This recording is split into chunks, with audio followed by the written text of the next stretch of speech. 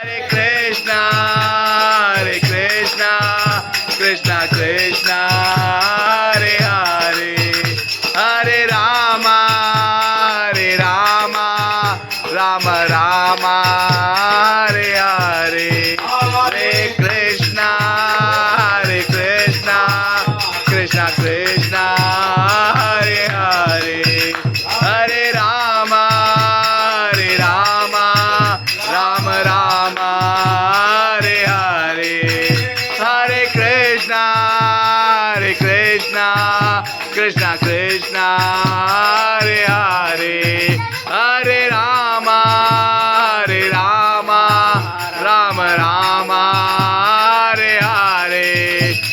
तो आज हम प्रभु जी का स्वागत करेंगे। तो एक बार हरे कृष्ण महामंत्र, हरे कृष्ण महामंत्र जानते हैं? अभी हम लोग गा रहे थे, आप सुने। तो आज हम प्रभु का स्वागत करेंगे। फर्स्ट टाइम इधर आए, मंडी द्वीप में आए, तो प्रभु जी से और प्रार्थना भी करेंगे कि हमारी जनसंख्या और बढ़े। इधर मंडी द्वीप में कृष्ण कॉन्शियसनेस, भगवान लोग भगवान के पास में आए। अरे हरे कृष्णा, इधर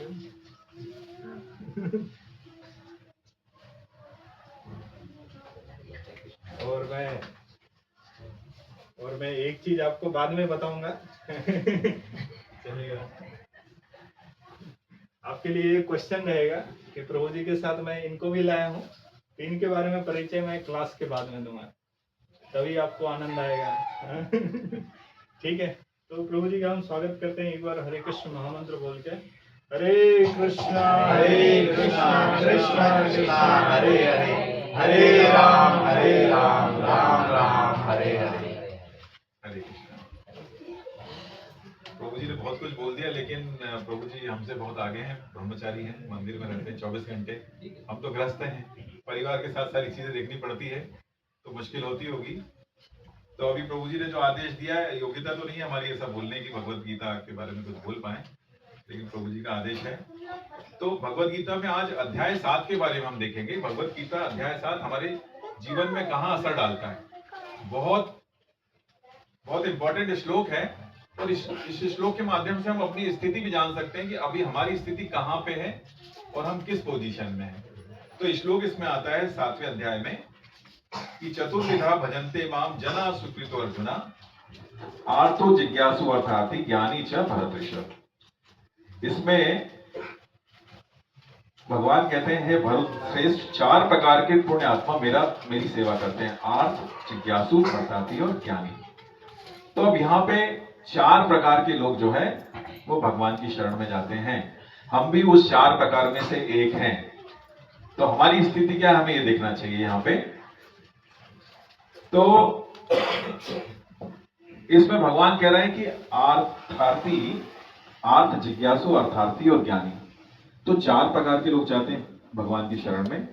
तो इसमें स्वीकृत जन, एक होता है दुष्कृत, एक स्वीकृत। तो दुष्कृत वो होता है जिसको भगवान से कोई लेना देना नहीं है, ना भगवान की बातें करेगा, ना मंदिर जाएगा, ना जब भजन चल रहा होगा वो बैठेगा भी नहीं। तो हम तो कम से कम उस श्रेणी में अपन लोग नहीं है। स्वीकृत जन में हम लोग आते हैं कि हमें स्वीकृति है, भगवान के शरण में है। अब स्वीकृत जन भी 2 प्रकार के होते हैं। एक स्वीकृत जन उस प्रकार के होते हैं जो गृहस्थी में है, अपने काम धाम कर रहे हैं, पूजा पाठ कर रहे हैं, हवन दिया के जो भी है उसमें भाग लेते हैं, और शास्त्र जो बोलता है वो सब करते हैं। जो शास्त्रों में बना है वो नहीं करते, मांसाहार नहीं करते, जुआ नहीं खेलते, ये सब नहीं करते। एक स्वीकृत जन वो लोग हो गए। और दूसरे स्वीकृत जन कौन हो गए, जो ये सब नहीं कर सकते हैं, कि यज्ञ नहीं कर सकते, हवन नहीं कर सकते, बड़े बड़े उनको श्लोक याद नहीं है। तो वो क्या करते हैं, वो नाम जप करते हैं, हरि नाम लेते हैं, भगवान की माला करते हैं, कीर्तन सुनते हैं, भगवान की कथाएं सुनते हैं। तो भगवान के लिए वो स्वीकृत जन है। भगवान उसे स्वीकृति देते हैं कि वेलकम, आ जाओ, आप हमारे यहाँ आने की पात्रता आपकी है। तो कम से कम हम यहाँ बैठे हैं तो हम इस श्रेणी में तो आ गए स्वीकृत जन। बड़ा कठिन है इस संसार में, भगवान के विषय में अगर कहीं बात चल रही हो तो उसको सुनना बड़ा कठिन है। मतलब बहुत मुश्किल से व्यक्ति वहां तक पहुंच पाता है, नहीं तो माया रोकती है। संसार में भटकाने के लिए भेजा हुआ है हमें, तो भगवान के पास आने के लिए हमें बहुत प्रयास करने पड़ते हैं। तो स्वीकृत जन मतलब भगवान ने अलाउ किया है, हम लोग यहाँ जो लोग बैठे हुए हैं हम भगवान की परमिशन से बैठे हैं। जिनको भगवान की परमिशन नहीं थी वो यहाँ नहीं आ पाए, अपने आसपास ही हैं, है ना।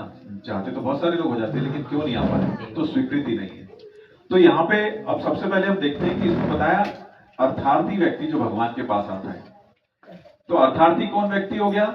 जिसको धन की इच्छा है, धन की कामना है, वो भगवान से पैसा चाहता है, वो मंदिर आता है और भगवान से धन की कामना करता है, भगवान मुझे इतना धन मिल जाए कि मैं अपने लिए एक मकान बना सकूं, इतना धन मिल जाए कि मैं ये कर सकूं, मैं और व्यवसाय कर लूं, मैं अपना व्यवसाय बड़ा कर लूं।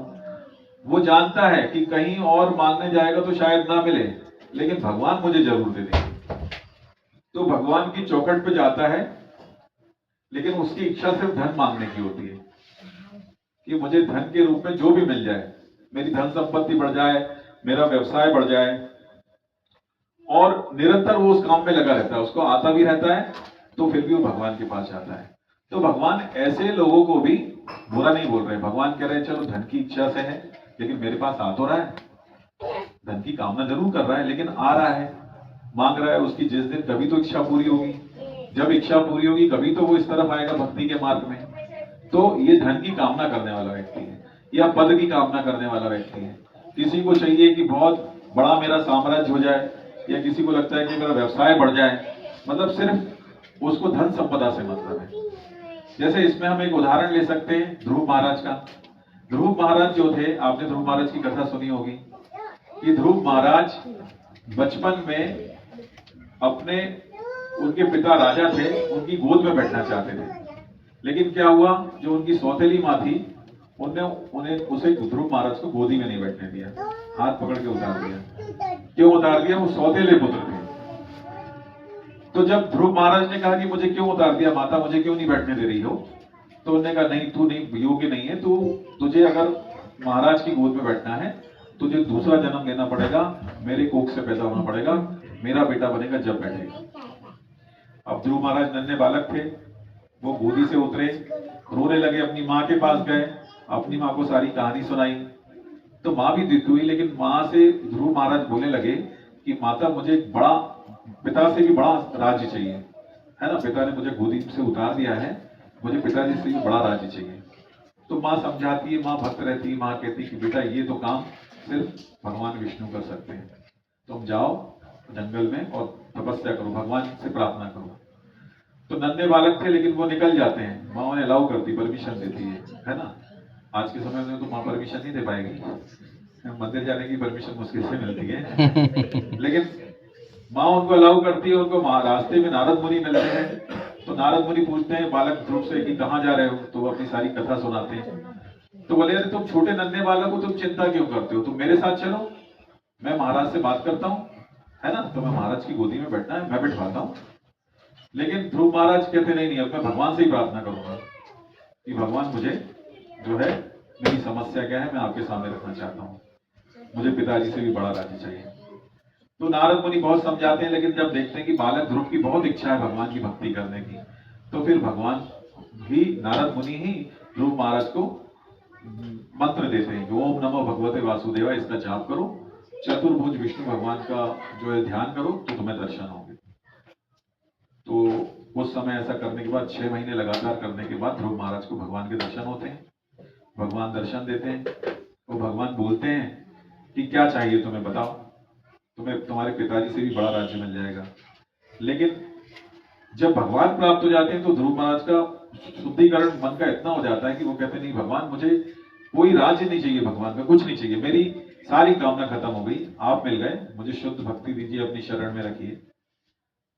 तो ये उदाहरण हमने क्यों सुना? ये इसलिए सुना कि ध्रुव महाराज अपने पिता से भी बड़ा राज्य चाहते थे, लेकिन जब भगवान के दर्शन हुए तो भगवान ने जब उन्हें बोला मांगो तुम्हें क्या चाहिए, तो उनकी सारी कामनाएं खत्म हो गई। इसी प्रकार जो व्यक्ति अर्थार्थी है, जो लोग 4 प्रकार के लोग भगवान की शरण में जाते हैं, उसमें पहला व्यक्ति जो अर्थार्थी है, वो व्यक्ति होता है जो धन की कामना करता है और उसको लेके वो मंदिर जाता है। तो क्या हम ऐसे हैं, अपने अंदर सवाल कर सकते हैं कि क्या हमारी स्थिति वही है क्या?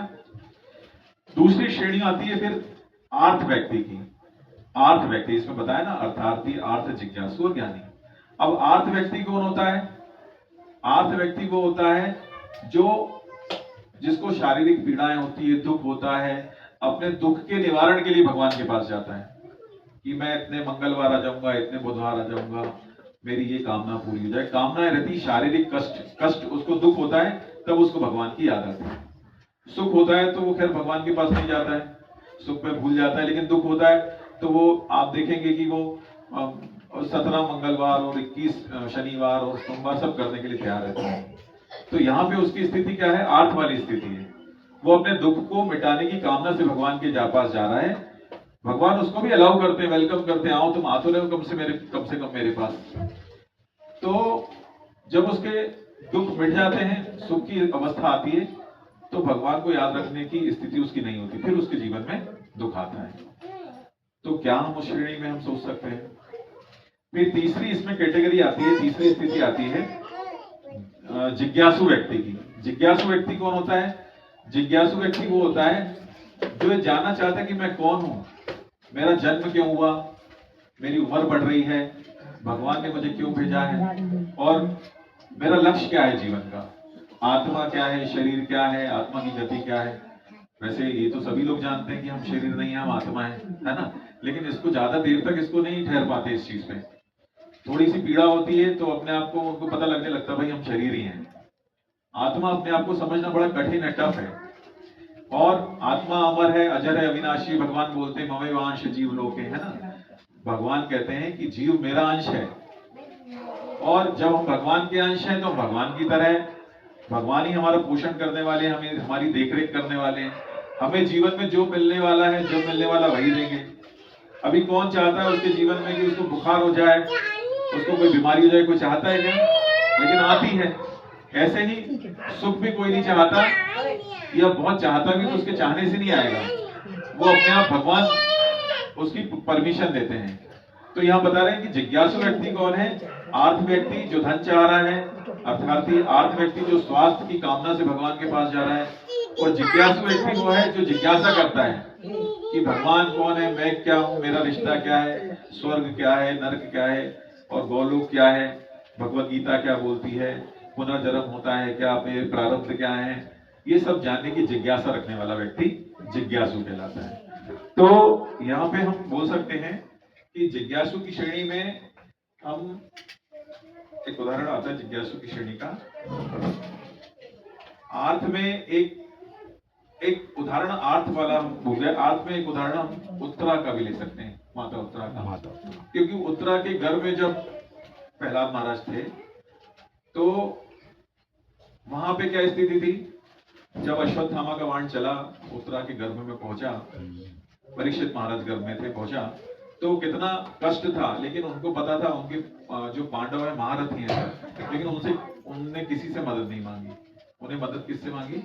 भगवान कृष्ण से, क्योंकि वो जानते थे कृष्ण ही मदद करेंगे। इसी तरह से अगर हमारे जीवन में कोई तकलीफ आ रही है, कोई किसी तरह की परेशानी है, स्वास्थ्य संबंधी है, धन संपत्ति की है, संतान से समस्या है, तो हमें भगवान कृष्ण से ही प्रार्थना करनी चाहिए, क्योंकि देने वाले वही हैं। हम ये देवी देवताओं के चक्कर भी लगाते रहेंगे तो भी देवी देवता भी उनसे ही परमिशन लेके हमें देंगे कुछ भी। देवी देवता भी हमें डायरेक्ट नहीं दे सकते, वो भगवान की इच्छा से देते हैं। तो अगर हम जप कर रहे हैं, माला कर रहे हैं, हमारा मन धीरे धीरे और निर्मल होता जाता है, निर्मल होता जाता है।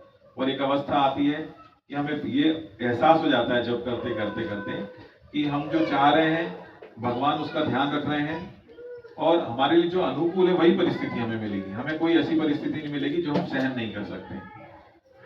और जिज्ञासु के लिए भी हमने अभी पढ़ा, जैसे कि जिज्ञासु व्यक्ति किस प्रकार से जिज्ञासा करता है। और जिज्ञासु व्यक्ति के लिए यहाँ पे उद्धव जी का उदाहरण आता है। उद्धव जी उसी कैटेगरी में आते हैं। उद्धव जी की जिज्ञासा रहती है, वो भगवान से जानने का प्रयास करते हैं, है ना।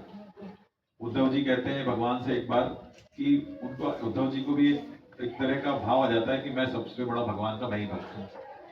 उनको लगता है कि मुझसे बड़ा भगवान का कोई भक्त नहीं है। भगवान से पूछते हैं तो भगवान उद्धव जी से कहते हैं कि जाओ तुम वृंदावन जाओ, और वहां जाके तुम भक्तों से कहो कि भगवान का मस्तक जो है वो दुख रहा है, सर दुख रहा है। तो कोई भक्त अपने चरण की धूल दे दे, वो भगवान लगाएंगे तो उनका सर दर्द चला जाएगा। तो उद्धव जी जाते हैं और बहुत सारे भक्तों से वो प्रार्थना करते हैं कि भगवान का मस्तक दुख रहा है, उसमें थोड़ी सी अपने चरणों की रज मिल जाएगी, लगा लेंगे तो आराम लग जाएगा। लेकिन वो भक्त कहते हैं, अरे हमारे चरण की रज भगवान मां के माथे पे लगेगी तो हमें तो नर्क जाना पड़ेगा, अपराध हो जाएगा। सब मना करने लगते हैं। तो वहीं फिर वो गोपियों के पास जाते हैं। तो गोपियों से जब ये प्रश्न करते हैं तो गोपियां बहुत स्वाभाविक तौर पे अपने चरणों की रज दे देती हैं। तो उद्धव जी कहते हैं कि आपको ऐसा नहीं लग रहा, बाकी लोग बोल रहे हैं, संत लोग जिनसे मैं मांग रहा हूँ, भक्त लोग, वो कह रहे हैं कि हमें तो पाप लग जाएगा अगर भगवान हमारे चरणों की रज लगाएंगे। तो गोपियां कहती हैं कि अरे हमारे चरण की रज से अगर कृष्णा को आराम लगता है, भगवान को, कृष्ण को सुख मिलता है, तो हमें नर्क जाना भी जो है कबूल है। हरि तो बोल। ये उनकी भक्ति का स्तर था। तब उद्धव को पता चलता है कि हमसे भी आगे गोपियां भगवान की बड़ी भक्त हैं। तो ये जिज्ञासु श्रेणी के लोग होते हैं जो जिज्ञासा करते हैं, जानने का प्रयास करते हैं। हमें भी जिज्ञासा करना चाहिए, जानने का प्रयास करना चाहिए कि हमारा जन्म क्यों हुआ है। और जिनको जो जिज्ञासा वाली कैटेगरी में आ जाते हैं ना, भगवान उन्हें संतों के दर्शन देते हैं, उनको संत मिलते हैं, भक्त मिलते हैं। और जो जिनका नियमित सुबह 3:30 बजे से रात को 10 बजे तक का नियमित दिनचर्या रहती है, प्रभु जी हमारे जो सुबह से 16 माला जप करने के बाद, वो सारे कर्म करने के बाद, सारा पूजा पाठ, भगवत गीता का अध्ययन, इतना प्रचार, तो संतों के दर्शन बड़ी मुश्किल से होते हैं। और हमें स्वाभाविक तौर पे संतों के दर्शन अगर हो रहे हैं तो हम बड़े भाग्यशाली हैं। तो यहाँ से हम लोग अपना सफर जीवन का शुरू कर सकते हैं कि दो स्थितियां तो हमें पता है कि धन मांगने से भगवान देंगे या नहीं देंगे, और धीरे धीरे देके हमारी वो इच्छा को खत्म कर देंगे। अगर दुख है हमारे जीवन में तो वो भी भगवान भी दुख को दूर करते जाएंगे धीरे धीरे, इसलिए करते जाएंगे कि आप जान पाए कि आगे भगवान और हमसे क्या चाहते हैं। फिर हम जिज्ञासु होंगे, हमें पता चलेगा हमारा जीवन का लक्ष्य क्या है। बचपन में रहते हैं तो चाहते हैं बड़े हो जाएंगे तो ऐसा करेंगे, बड़े हो जाते हैं, परिवार बढ़ता जाता है, एक उम्र हो जाती है। एक उम्र के बाद जब 60, 70, 80 की उम्र में पहुंच जाते हैं, जब जीवन में पता चलता है कि जीवन तो ऐसे ही निकल गया, कुछ किया ही नहीं, तब अगर थोड़ा बहुत भगवान के नाम में रुचि होती है तो वो नाम लेके लोगों का मन पवित्र हो जाता है ना। और अंतिम समय में भगवान का अगर नाम ले लिया जाए तो अजामिल की कथा सबने सुनी है कि अंतिम समय में भगवान का नाम लेके नारायण नारायण करके वो चलेगा। लेकिन अंतिम समय में भगवान का नाम हमें याद कैसे आएगा, कैसे आएगा? कोई बच्चा अगर साल भर ना पढ़े और अंतिम समय पे वो सोच ले कि मैं एक बार ऐसे नजर मारूंगा तो मुझे सब याद आ जाएगा, तो हो सकता है क्या? नहीं हो सकता, साल भर पढ़ना पड़ेगा। तो हमें ऐसे जीवन में जितना समय मिल जाए हमें नाम जप करना जरूरी है, माला करना जरूरी है, ताकि हमारी स्थिति भी जिज्ञासु वाली श्रेणी के पार पहुंच जाए, हम ज्ञानी वाली श्रेणी में आ जाए। ज्ञानी व्यक्ति कौन हो जाता है?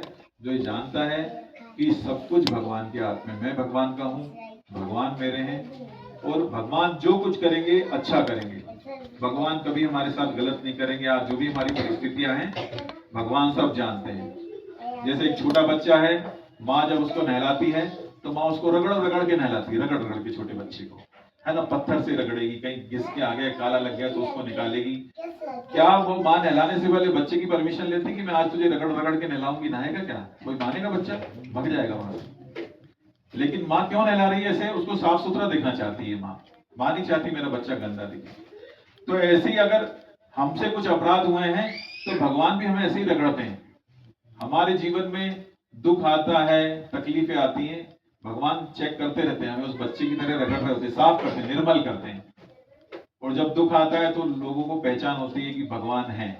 कोरोना आया था, लोगों को पता चला, उससे पहले तो पता था कि पैसा सब कुछ है, लेकिन उसके बाद पता चला कि पैसा भी था, बड़े बड़े डॉक्टर थे, लेकिन वो डॉक्टर अपने ही अस्पताल में नहीं रह पाए, इतना कुछ था।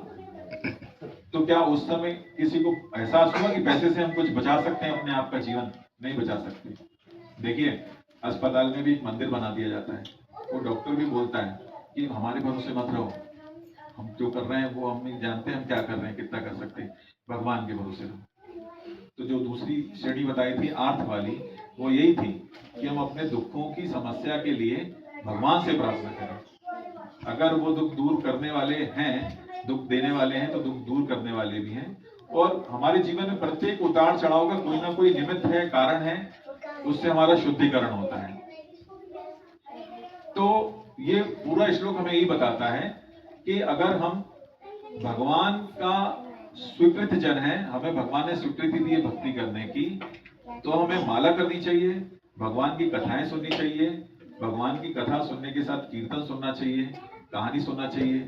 तो ये सब सुनते सुनते सुनते सुनते धीरे धीरे ऐसी स्थिति निर्मित हो जाती है कि हमारे से कोई भी अपराध नहीं होगा, किसी तरह का वाणी से अपराध नहीं होगा, और हम भोग लगा के अगर प्रसाद लेंगे तो प्रसाद, हमारा भोजन पवित्र हो जाएगा, प्रसाद पवित्र हो जाएगा। हम किसी के प्रति दुर्भावना नहीं रखेंगे मन में, और तब हमारा भगवान के साथ ऐसा अटैचमेंट हो जाएगा कि हमारे जीवन में जो भी घट रहा है हमें स्वीकार करना आसान हो जाएगा, ये सब भगवान की वजह से हो रहा है। या हमारे जीवन में कुछ भी घटता है, अगर हम बोले कि भगवान जैसा चाहे, राधा रानी जैसा चाहे, या भगवान कृष्ण जैसा चाहे, वैसा हमारे साथ हो रहा है। बस ये स्वीकार करने की देर है, उसके बाद आप खुद देखते हैं कि अपने जीवन में कितना बदलाव आता है। तो ये स्थिति सिर्फ नाम जप से आ सकती है। बहुत सारे ऐसे उदाहरण हैं। अभी अपनी ऐसी परिस्थिति नहीं, लोग कहते हैं हम माला नहीं कर पाते हैं, हमारे घर में काम बहुत ज्यादा रहता है, या हमारे घर में हम माला करते हैं तो परिवार के दूसरे सदस्यों को अच्छा नहीं लगता, या कोई मना करता है। तो देखिए, विभीषण तो कहाँ बैठ के माला करते थे? लंका में कोई माला करता था क्या? कोई कर ही नहीं सकता था माला, लेकिन विभीषण जी अकेले राम नाम लेते थे। और रावण को देखिए, रावण ने उस लंका को हासिल करने के लिए, जो लंका महल हासिल करने के लिए भगवान शिव को अपना गुरु बनाया था, तो उन्होंने कितनी बार, 10 बार अपनी गर्दन उतार के उनको दान की थी, है ना? तब जाके वो भगवान के शिष्य बन पाए, और बदले में उन्होंने लंका प्राप्त कर ली, लंका मान ली भगवान से, सोने की लंका। तो लंका प्राप्त करने के लिए उन्हें क्या करना पड़ा, और वही लंका भगवान ने विभीषण को ट्रांसफर कर दी 1 सेकंड में। कैसे? भगवान का नाम ही लेते थे ना, राम राम करते थे, नाम ही लेते थे, और क्या करते थे? तो भगवान के नाम की शक्ति इतनी होती है। नाम करने वाले कितने भक्त हैं, प्रहलाद महाराज, ध्रुव महाराज, हमने कितने उदाहरण हम ऐसे देख सकते हैं। तो इसलिए अपने को ये प्रण लेना चाहिए हम सभी को कि 1 माला 2 माला से हम शुरुआत करें। कहीं ना कहीं जाके आदत बनेगी, 6 महीने लग सकते हैं, साल भर लग सकते हैं, लेकिन धीरे धीरे कब उसमें मन लगने लगेगा। जैसे अभी लोगों को टीवी जो देखने की आदत है, तो फट से टीवी खोलते हैं, या मोबाइल देखने की आदत है तो हर आधे घंटे में व्हाट्सएप चेक करते हैं ना। ऐसे ही एक समय आएगा कि माला करने की आदत पड़ जाएगी। आप बैठे हैं, आपको लगेगा आज माला नहीं करी मैंने, बहुत देर हो गई, 1 माला कर लूं, या सोते समय फिर 1 माला कर लूं। तो वो आपकी खुराक बन जाएगी, वो आत्मा की खुराक है। हम शरीर को तो पोषण दे रहे हैं, खाना खा रहे हैं, और तरह तरह के फ्रूट्स ले रहे हैं, है ना, क्रीम पाउडर सब लगा रहे हैं, तेल, सब शरीर की पूरी हम देख रेख कर रहे हैं, शरीर को भोजन दे रहे हैं, लेकिन आत्मा को भोजन हम नहीं दे पा रहे हैं।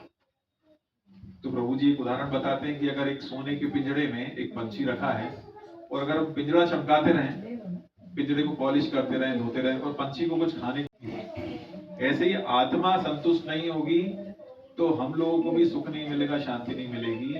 लेकिन भगवान का नाम लेंगे तो हमारी आत्मा उसी में प्रसन्न रहती है, भगवान का नाम लेने में। और भगवान का नाम ही एक सहारा है जिसका जप करके हम अपना दिल संभाल सकते हैं, अपना मतलब आगे आने वाला समय भी सुधार सकते हैं, है ना। तो यहाँ पे हाँ, तो यहाँ पे छोटी सी एक कथा आती है, महाराज जी सुनाते थे कि एक व्यक्ति रहता है, और वो व्यक्ति एक समुद्र में जाता रहता है, नाव पलटती है, नाव गिर जाती है, तो वो बह के किनारे चला जाता है।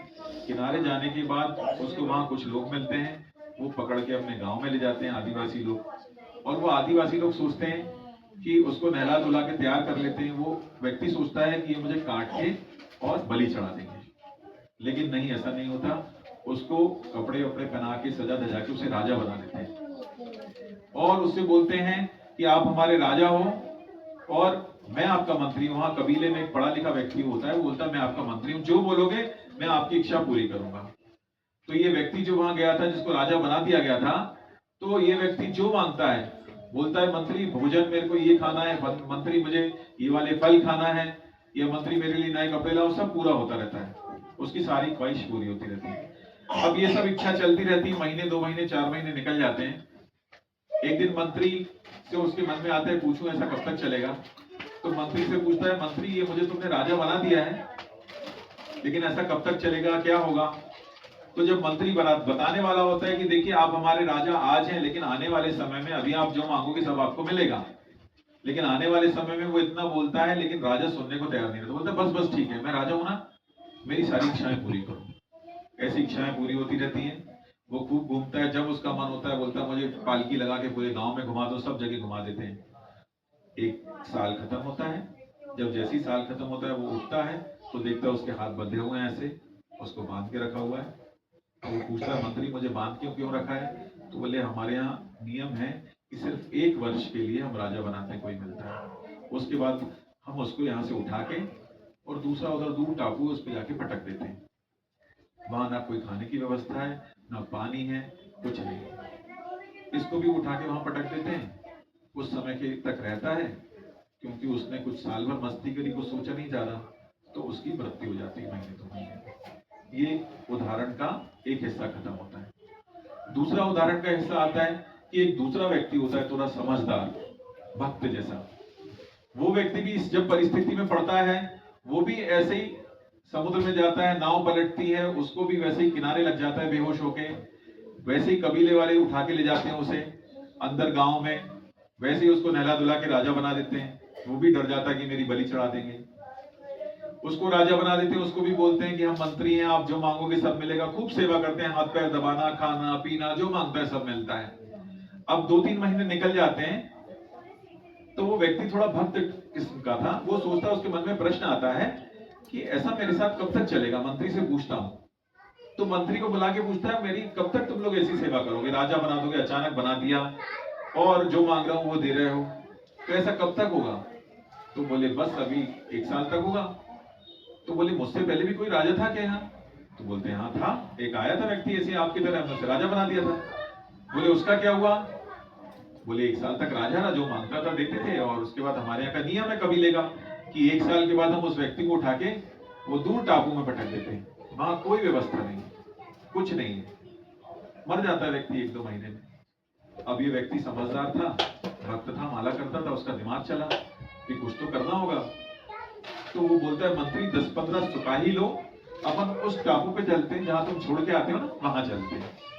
सिपाहियों को वहां लेके जाता है, बोलता है यहाँ एक काम करो, थोड़ा मैदान साफ करो, थोड़ा खेती वेती की जगह बना लो, कुछ पौधे लगवा देता है, कुआं खुदवा देता है, सारी व्यवस्था करवा देता है धीरे धीरे, है ना। अब सारी व्यवस्था करते करते उसको साल भर हो जाता है। वो 1-2 लोगों को वहां रखवा भी देता है, क्योंकि राजा था, उसकी बात माननी पड़ेगी। बोले मंत्री 2 परिवार वहां पे ले जाके छोड़ दो। उसे पता था बस 10-15 दिन बचे मेरे, साल खत्म होता है। ऐसी जब सुबह उठता है सो के, तो उसके भी हाथ पैर बंधे होते हैं। वो पूछता है मंत्री ऐसा क्यों? तो बोलते हैं अब 1 साल खत्म हो गया, अब आप हमारे राजा नहीं है, अब आपका भी वही होगा हशर, उठा के वहां पटक देंगे, कुछ भी खाने को नहीं। तो बोले पटक दो, क्योंकि वो तो व्यवस्था सब करके आ चुका है। और उसको वहां ले जाके छोड़ते हैं, तो वहां खाना है, जमीन है, पानी, सब व्यवस्था कर दिया।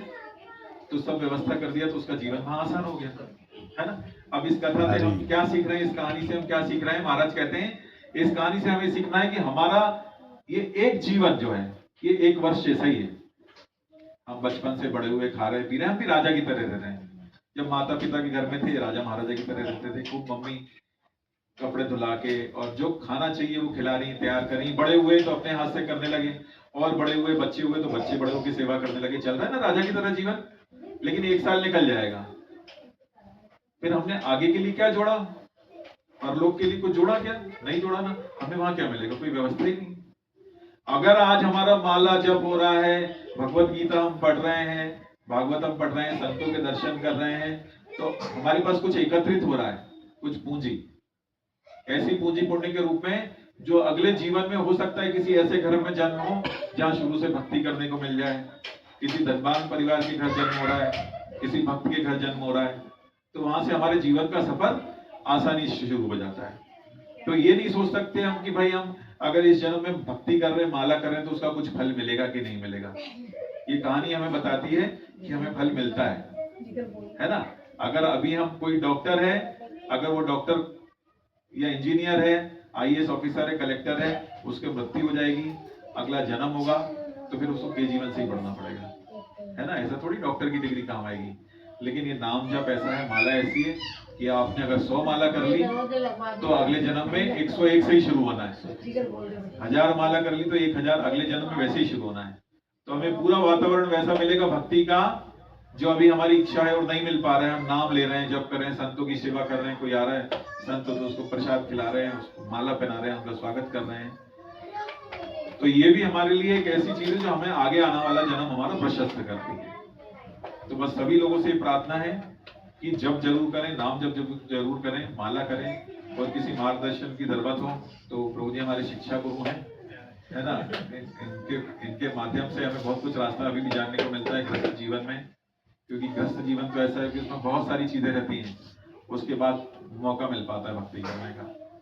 तो आप लोगों से भी प्रार्थना है कि आप लोग नाम जप करिए, एक एक माला सब लोग करिए, और कोशिश करिए एक एक श्लोक रोज पढ़ सकें, तो आगे चल के हमारे लिए भी, जैसे उस टापू पे उसने व्यवस्था करी थी, हम भी अगले जीवन के लिए कुछ अभी से तैयारी करके रख लें।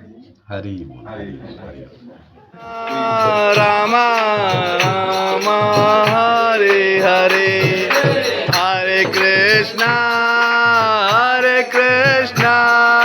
कृष्णा राम राम हरे हरे, हरे हरे, हरे कृष्णा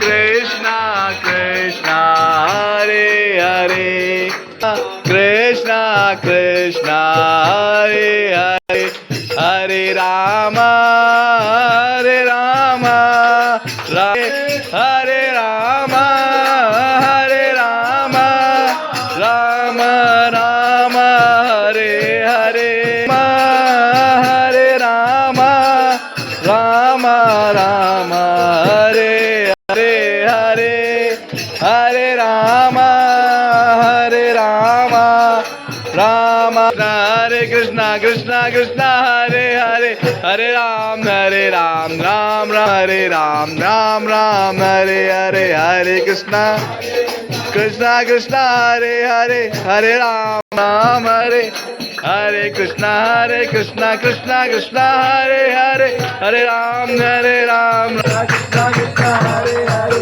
हरे राम राम राम हरे हरे, हरे कृष्णा राम राम हरे हरे, हरे कृष्णा कृष्णा कृष्णा हरे हरे, हरे राम राम राम हरे हरे, हरे कृष्णा कृष्णा कृष्णा हरे हरे, हरे राम राम हरे हरे, हरे कृष्णा कृष्णा कृष्णा हरे हरे, हरे राम हरे हरे,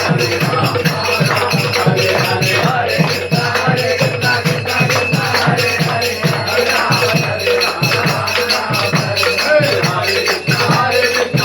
कृष्णा हरे हरे, हरे राम हरे राम राम हरे हरे, हरे कृष्णा कृष्णा कृष्णा हरे हरे, हरे राम हरे राम हरे कृष्णा कृष्णा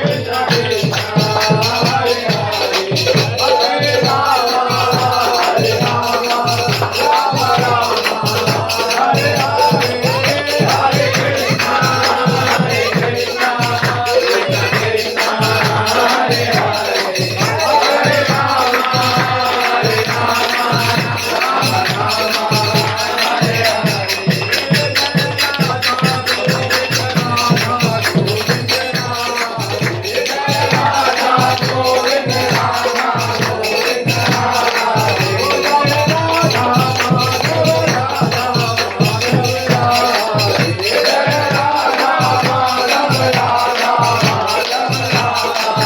हरे, हरे राम हरे राम राम राम हरे हरे।